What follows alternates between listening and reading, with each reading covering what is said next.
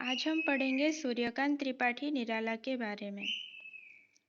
सूर्यकांत त्रिपाठी निराला का जन्म 21 फरवरी 1896 को बंगाल की महिसादल रियासत जिला मेदिनीपुर में हुआ।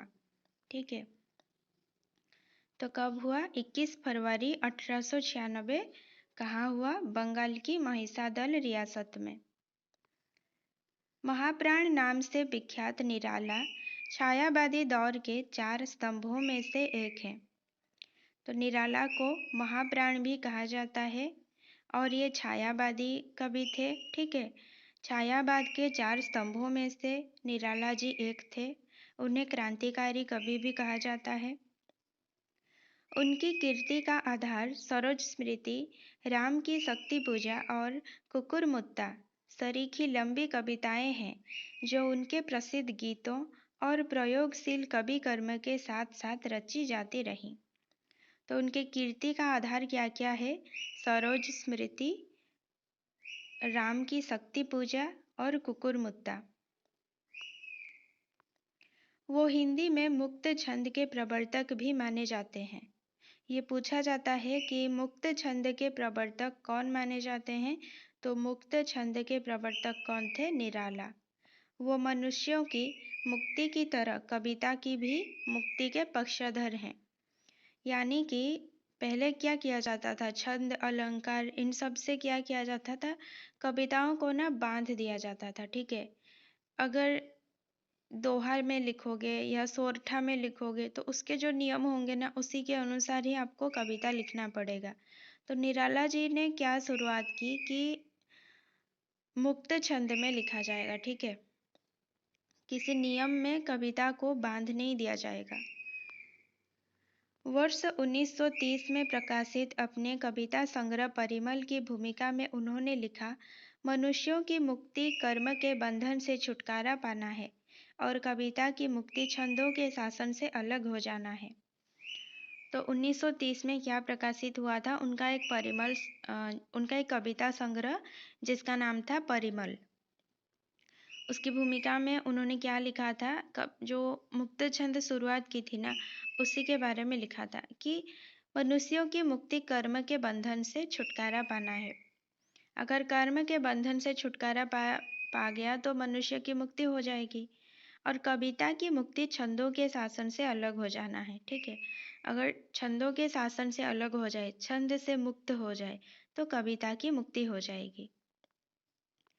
निराला के बचपन में उनका नाम सूर्य कुमार रखा गया था और उनका जो वास्तविक नाम था सूर्यकांत त्रिपाठी था। ठीक है,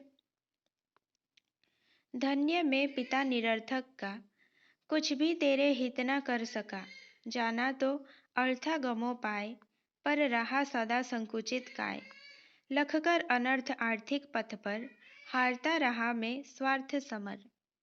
यहाँ पे स्टार्टिंग में लिखा है मैं पिता निरर्थक का। ये जो पंक्तियां हैं ये सरोज स्मृति से ली गई है। ठीक है, जो निराला जी अपनी बेटी के स्मृति में लिखी थी। उनकी बेटी का नाम क्या था? सरोज था। ये पंक्तियां निराला की कालजयी कविता सरोज स्मृति से हैं। यह कविता उन्होंने मात्र 19 वर्ष आयु में मृत्यु को प्राप्त हुई अपनी बेटी सरोज की स्मृति में लिखी। यह अक्सर क्वेश्चन में आता है। दारागंज नाम के मोहल्ले में 15 अक्टूबर 1961 को उनका देहावसान हुआ।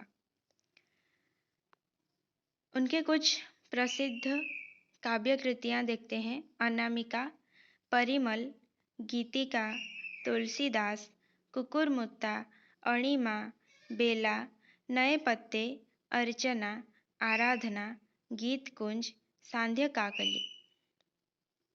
इनमें से अक्सर पूछा जाता है अनामिका, परिमल, ये सारे के सारे पूछे जाते हैं। यहाँ पे मैंने जितने भी लिखा है ये सारे के सारे ही पूछे जाते हैं। ठीक है, नए पत्ते, अर्चना, आराधना, सांध्य काकली, ये सब और अपरा निराला की प्रमुख काव्य कृतियाँ हैं। ये जितने भी लिखे गए हैं ये सारे के सारे प्रमुख हैं, अक्सर परीक्षा में पूछे जाते हैं। लिली सखी, सुकुल की बीवी उनके प्रमुख कहानी संग्रह और कुल्ली भाट, बिल्ले सुर बकरिहा उनके चर्चित उपन्यास हैं। तो प्रमुख कहानी संग्रह क्या क्या है? लिली, सखी, सुकुल की बीवी। सुकुल की बीवी अक्सर पूछा जाता है, तो ये सुकुल की बीवी किसकी रचना है? निराला की, और ये एक कहानी संग्रह है। कुल्ली भाट और बिल्लेसुर बकरिया निराला के उपन्यास हैं। चाबुक शीर्षक से उनके निबंधों की एक पुस्तक भी प्रसिद्ध है। तो एक निबंधों की पुस्तक भी प्रसिद्ध है। निराला का नाम क्या था उसका? चाबुक। वर्ष 1976 में सूर्यकांत त्रिपाठी निराला पर भारत सरकार द्वारा डाक टिकट जारी किया जा चुका है। उनकी कुछ प्रसिद्ध कविता देखते हैं, कविता के नाम जो अक्सर पूछे जाते हैं। सरोज स्मृति, तोड़ती पत्थर, राम की शक्ति पूजा, कुकुर मुत्ता, तुलसीदास, संध्या सुंदरी, बादल राग, जूही की कली।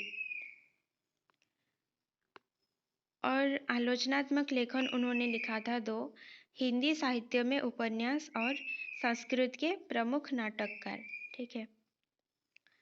अगर आपको और कुछ प्रमुख तथ्य याद है निराला जी के बारे में तो कमेंट कीजिए और चैनल को सब्सक्राइब कर लीजिए।